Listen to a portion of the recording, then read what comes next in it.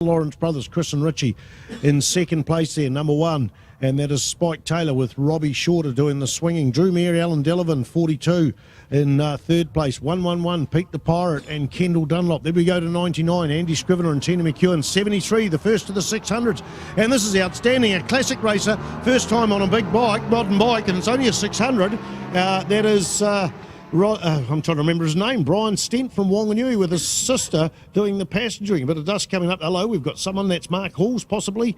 Had an issue there into turn one there, but right now out in the front, and we've got Drew Mare and Alan Delavan. They set the fastest lap at Timaru, didn't have a race win by 0.02 of a second. Had a difficult weekend last weekend because simply because their bike wasn't suited to the wide open track. It's an unusual bike, this thing, different construction to everything else. But right now, Drew Mare and Alan Delavan, followed by the 600, first time on a bike, first time at New Zealand Superbike Championships, Brian Stent and Tracy Bryan, and on the Carl Cox Motorsport machine. So Pete the Pirate and Kendall Dunlop, 111 in third place on, I think it was about 2,000. They just got pipped for third by the Lawrence brothers, but then it changed back. So action of plenty. And there's my brother Ian Staples on the Aprilia V1000, I think in fifth place with Louise Bife. They're doing the passengering. This is an unusual bike because it doesn't really sit in. It's a Formula One bike, but it's an Aprilia V twin motor. So it's built to prove, it's built as a work of art. It's built to prove that you can build a sidecar cheaply. He's done a great article for the New Zealand Sidecar Association newsletter on how to build this thing. He's got the money. He could have done it with more expensive equipment, but he was trying to prove a point. And right now, look at those sidecars, but already there's a big lead there by Alan Delavan doing the passengering for Drew Mare. Outstanding racing from them. So they've just got to keep, they're pretty strong boys, but Pete the Pirate up into second place. So who was the loser there? The 600 was the loser, and that'll be simply about cubic inches. So they're back into fourth place after being right up there. Here comes the Lawrence brothers on Pete the Pirate there into turn one. It is still Pete the Pirate leading. The Lawrence brothers try up on the inside but settle in there. There's not enough room because it's going to have the door closed, and it did. We go back to fourth place as the Lawrence brothers kick up dust. It is Spike Taylor and Robbie Shorter. Astrid Hartnell not racing this year. Unfortunately, she had a practice crash at the Suzuki Series after having a season off, and so Robbie Shorter's come in to do the passengering there. So a big lift of the wheel by number 92, that Aprilia of Ian Staples and Louise Bife. In behind them, I think that might be the Christchurch duo of Warwick Dimmicks and Will Climo. We go back to another 600 there, and that's got to be Gordy McEwen and Jeff Davies. In behind them, the local man Andy Scrivener, number 99, with Tina McEwen doing the passenger. Something's going on there because they were right out in the front. Change of position there, Jared Love. Second place, the Lawrence brothers scooted through, and that's left Drew Mare to get a little bit of a lead. Isn't it a great pack? I can't remember back, like, not saying that I'm old or anything, but I haven't seen 12 sidecars. That's 24 people in the sidecar fraternity out there on one track, and with some great racing, Spider. Yeah, mate, I've been around the sidecar scene for all my life pretty well. Had won 3 New Zealand championships. It's never gone away from me. I'm mixed with the humans, mixed with the sidecar guys, and give them a hard time, but certainly it's getting stronger and stronger, especially after the Suzuki Series, where we saw 9 600 machines, including a lot of the internationals. I think there was about 8 internationals come over. So many that they could actually run a separate Formula 2 class. So there was Formula 1 and Formula 2, but right now at the New Zealand Superbike Championships, there is no definition for Formula 1 and Formula 2. They're all on the track together and they're all scored together, but it is Drew Mare and Alan Delavan. But right now, Chris and Richie Lawrence there went through in second place. They are the fastest on the track, a 141.265, a 141.196 for Drew Mare and Alan Delavan. Looking out for the lap record for sidecars, 136.137, 136. So we're 6 seconds off for some reason. I think that's because the massive bike that they had previously. So that is set by the sidecars. Barry Smith and Robbie Shorter. Great to see Barry Smith here at the track. He was at Hampton Downs. Barry had a massive accident while leading the race, second race down at Timaru this year, Ruapuna this year, and had some quite serious back injuries, and he's well enough now to be at the track watching. And Barry Smith here, and Yeah, it's great to see him recovering because it was one of those scary accidents. But right now, out on the track, we're going to look at the Ctas footage. We're trying to get as much of that as we can. It's a mindset to get across there. It's something we haven't had in previous year. We go up to the top loop, and there's probably 2 sidecar links between first and second. Oh, a bit of an overshoot there by Spike Taylor in 4th place. He just runs in a bit hot on the brakes and runs it wide there. But those 2 lead bikes here, what's the difference in speed? The Lawrence brothers blew a motor at Hampton Downs, and oh, look at that. The Lawrence brothers passed Drew Mayer and Alan Denovan, and oh, I can't see who's in the front there. The Lawrences got it, but Drew Mayer and Alan Denovan on a ZX12 motor, I think, Kawasaki. And Pete the Pirate, the championship leader there, is in a good solid 3rd place. He won't be too panicking about this because he has enough of a points lead, 41s, to let this race roll. And both these other guys have had DNF somewhere along the line. Has that Drew Mayer and Alan Denovan? Yes, they had a DNF in the first race and the last race at Hampton Downs. So the points are not affected here, but Pete obviously wants to keep ahead of Andy Scriver and the Tina McEwen, who are now currently sitting in 2, 4, 6 place there, Gerard. Watch this space. They were a second lap faster, 0.9 faster the last time. Now they've got a little bit of clear track. I really think the Lawrence brothers are going to stretch their legs and walk away this one. I was very fortunate last year to come down and do the sidecar have a go day. What a great event, Spider. Like, I've always come along and teased you guys and mocked you guys for having a trainer wheel on the side, but boy, I had an enjoyable day, $1 a lap, and boy, the boys put it on. Ladies and gentlemen, Jared Love. This is what happens when you shake a baby. But no, well, a lot of people are sort of, they don't understand sidecars. Once they get on one, mate, it's a different world. It's still motorcycling. It's an evolution of how it was in the old days. A lot of people had sidecars just to get round.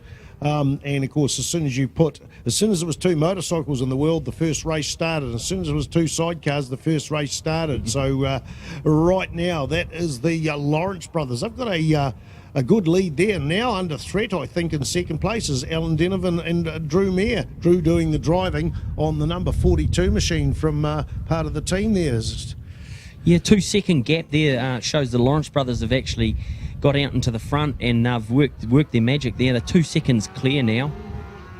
Interesting story about the Lawrence brothers is Chris, the driver, was riding at one stage with 16% of his kidney function there, and he was up for a liver transplant, and it was just quite taxing on his health. And they both went in the hospital together, both of these brothers, and they chopped one out of one.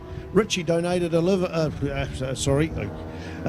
kidney to Chris, and that was a handful of years ago. Also, they done the Isle of Man a number of times as well, including last year. Chris has said, that's it, I've done enough over there. Went over there and lived at the Isle of Man for a few years. He was so addicted to the place, and done a number, I think he's probably done about 12 races over there.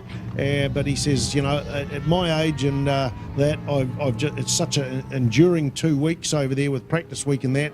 He's ticked off the Isle of Man and ticked it off possibly about 12 times. So right now, leading a points race. This is the first time the Lawrence brothers have led a points race for a number of years. They won a national championship without winning a race some years ago, and I think that was on their DMR 600.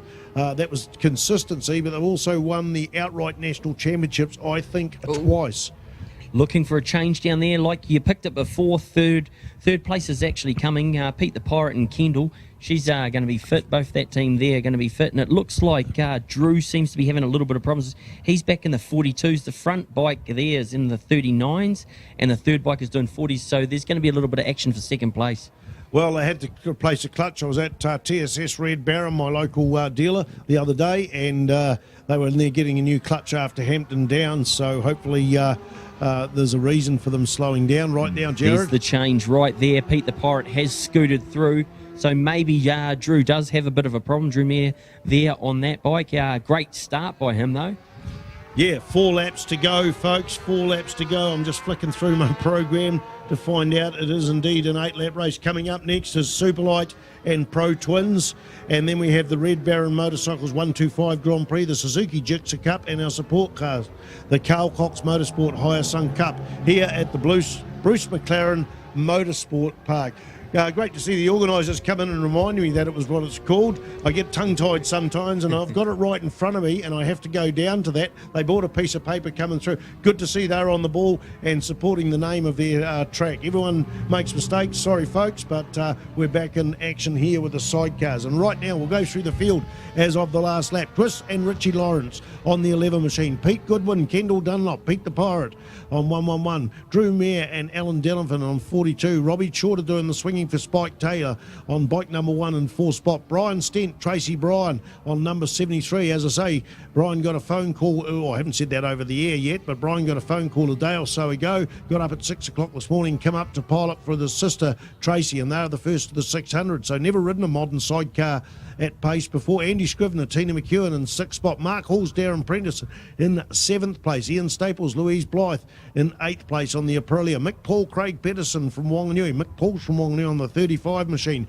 Bert Munro's number on the Total Span sponsored Yellow Anderson Special, a New Zealand built machine. Warwick Dimmicks and Will Climo there in 10th. Gordy McEwen, Jeff Davies, followed by Dave MacArthur, Tony New, Bruce Roberts and Jib Bilby. It looks like to me that Matt Peters and Doug Corns are out. Matt Peters doing the driving, and Doug Corns, unfortunately, they replaced their motor, borrowed one off Spike Taylor in the last week. And yeah, looking out at the Ctas footage here, 42 comes through. Got to even work out where that is to be. Oh, through turn 2. And yeah, we can see where that is. We know where Grant is. It's just trying to work it out in the changing of the view. 42 gets the back end a bit loose, but they are currently sitting in 3rd place. It's a long, long way back to 4th place with Spike Taylor and Robbie Shorter, and they're under threat by the 73 machine. Of course, this 73 machine is Brian Stenton and Tracy Bryan, brother and sister. Of course, Tracy Bryan's got the married name at the end of it. But they're strong through the infield, as you would expect on a little wee 600, but it's once we get out of turn 7 and turn 8, the big bike will open up. In fact, there's half a bike length, half sidecar length in it there as they come out of turn 7. So the big superbike size engine opens up down there. Oh, the 600 comes back, so that is round turn 8 there, and that is for 4th and 5th. Yeah, 4th and 5th, but it's that long straight that will really play into favour for the big number 1 machine. Where are the lead bikes there now, Jared, with 2 laps to go? Over to you. Heading down to the back straight there. The Lawrence has just knocked it back down, still sitting on minute 40s. And the second bike, Pete the Pirate, he's doing 42s, 43s. So they've sort of rolled off and they're conserving it.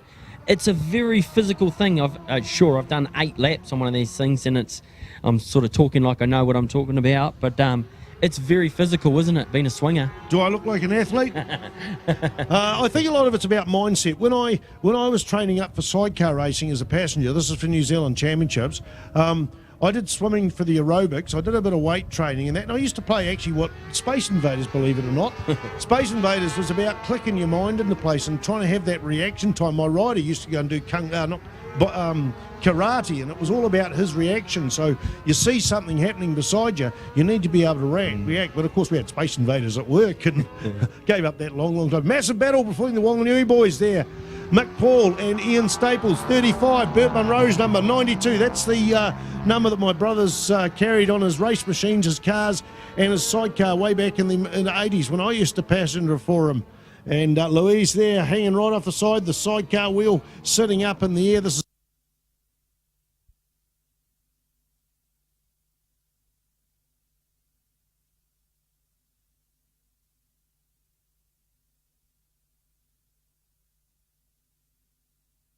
light it up, it grabs and it crabs to the side. So he's already used his knowledge of car racing to set this bike up, because if he set it up straight ahead, the thing would pull across to the right. So he's got the brains to do that. So they're in a massive battle coming out of turn 7. The white flag is out. We're on the final lap. This will be the Lawrence brothers' first win at a New Zealand Superbike Championship sidecar race for a number of years, and well-deserved win. Been racing for 30 years. There it is, number 11 on the LCR. Sold the bike last year, and then Richie says, I bought another one. Oh, we've got to go and do it again. Here comes Pete the Pirate, consolidating his points lead there. 1-1-1 in second place with Kendall Dunlop doing the swinging there. Drew Mayer, Alan Delavan goes through on the number 42 machine. This battle here, Jared Love, between Spike Taylor and Brian Stent. What's it going to do? Onto the front straight. Of course, my mate Robbie's going to get in there and win, isn't he? There you go, hanging on to it. That's Robbie Shorter and doing the passion. We have no mates up here. Oh. We have no mates. We've got to be fair to everyone. You are fair to everyone.